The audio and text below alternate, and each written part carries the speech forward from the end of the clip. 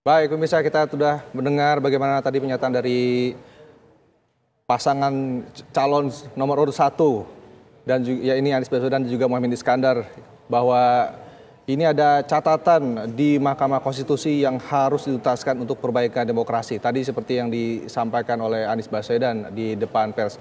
Mas Umam, ini melihatnya dalam pernyataan tersebut seperti apa dari Anies Baswedan ini? Ya, tampaknya masih ada dua hal yang nanti akan kita diskusikan bersama. Baik, saudara-saudara sekalian, sekali lagi Assalamualaikum warahmatullahi wabarakatuh. Salam sejahtera, selamat siang, Shalom, Om Swastiastu. Sebenarnya saudara kan sudah mengikuti tadi, saya diberi kehormatan, diberi kesempatan untuk menyampaikan sambutan. Baru saja secara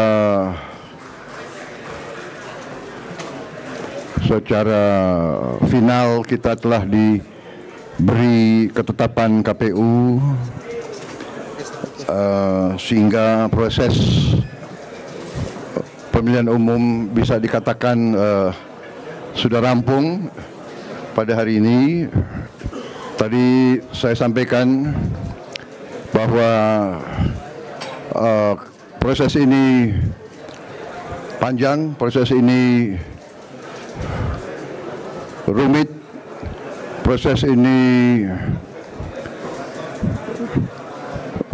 menuntut pengorbanan, melelahkan, tapi inilah arti demokrasi. Saudara-saudara, kita bersyukur bahwa proses ini berjalan dengan aman, dengan damai. Kita menyadari bahwa ada pihak yang mungkin kecewa dan tidak puas.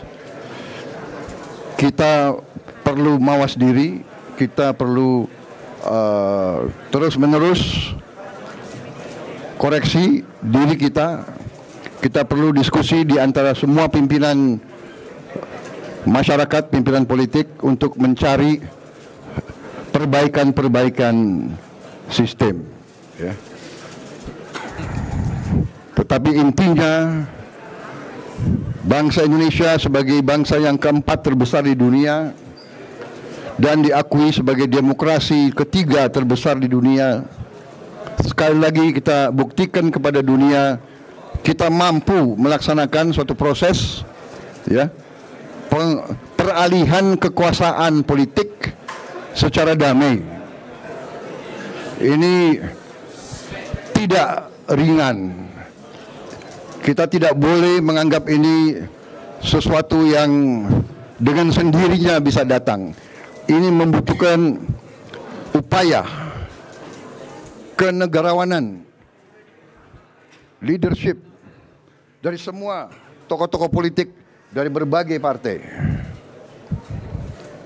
Dan kita berterima kasih, kita mengakui jasa-jasa pendahulu kita, pendiri-pendiri bangsa kita yang merancang sistem ini, yang bisa menangkap hasrat rakyat kita.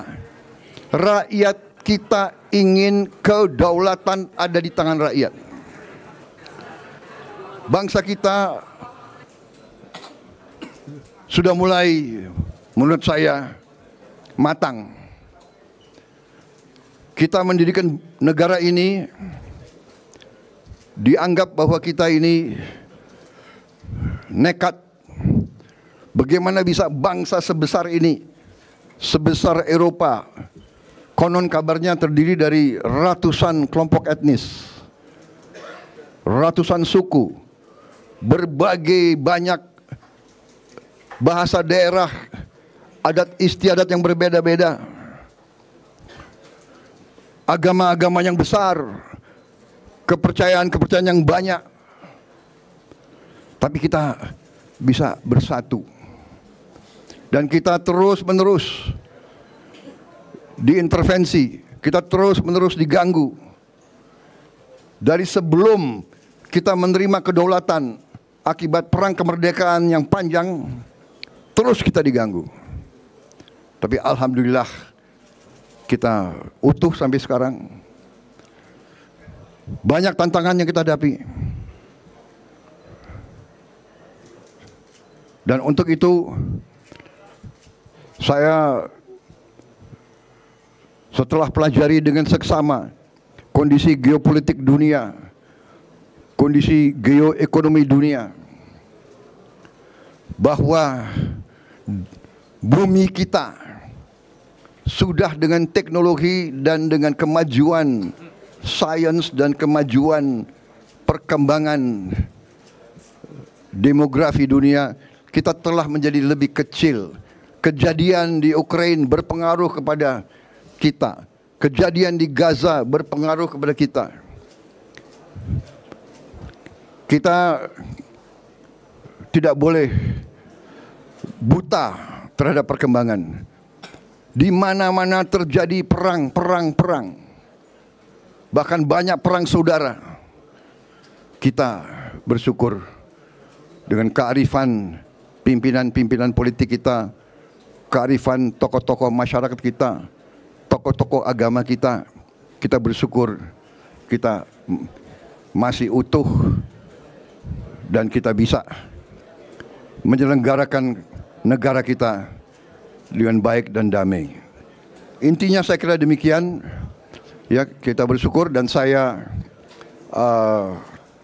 sudah sampaikan berkali-kali bahwa setelah ini pertandingan selesai, sekarang sudah saatnya rakyat berharap, dan saya tangkap lebih dari berharap, rakyat menuntut pimpinan elit, pimpinan politik, pimpinan masyarakat, pimpinan akademisi, pimpinan usahawan, pimpinan semua unsur masyarakat harus rukun. Ini harapan dan tuntutan rakyat kita. Berbeda adalah baik. Kita debat, tidak ada masalah. Kita adu argumen, adu gagasan, adu solusi. Tapi tujuannya harus sebesar-besarnya kepentingan, kebaikan, kesejahteraan, kemakmuran rakyat kita. Itu tujuan kita. Saya kira itu yang saya ingin sampaikan.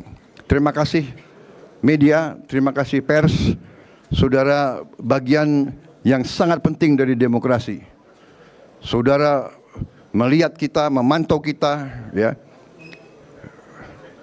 Kadang-kadang sebetulnya kalian juga meresahkan kita juga, meresahkan pemimpin politik, ya kan?